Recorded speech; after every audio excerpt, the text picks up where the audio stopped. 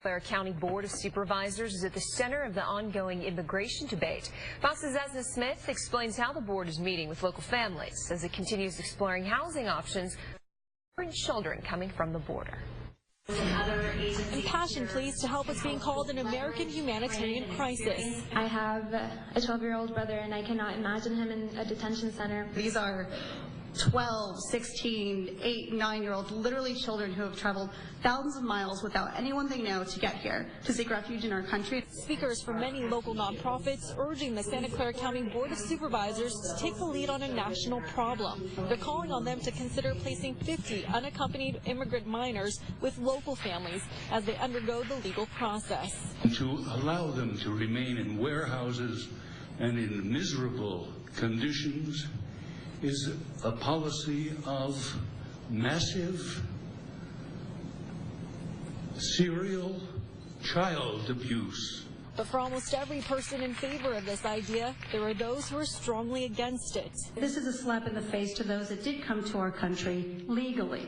And this is indeed a humanitarian crisis, unfortunately. It's also a manufactured crisis by the politicians here and abroad that are trying to use these children as pawns to further a political agenda. Opponents saying the county should focus on problems in its own backyard, and this plan could further the immigration problem. We are talking about 57,000 children right now. And although you say that we are only talking about a few here to be hosted here in Santa Clara County, it's a few now. Are you going to say that we are only going to host those that are in the county now?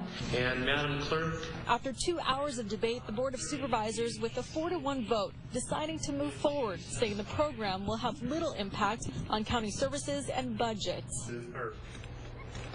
Well, we're learning more about the U.S. general who was killed in Afghanistan. Barbara Starr has more on the man accused of killing Harold Green and what the Pentagon is calling an insider death.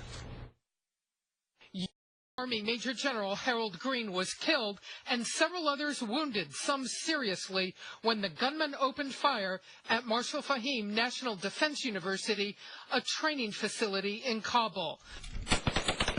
The shooter, dressed in an Afghan military uniform, used a Russian-made machine gun. He was shot and killed by others on site. It's bad enough to be shot, even in the battlefield, but the way that happened, somebody pulled a gun that was supposed to be on his side.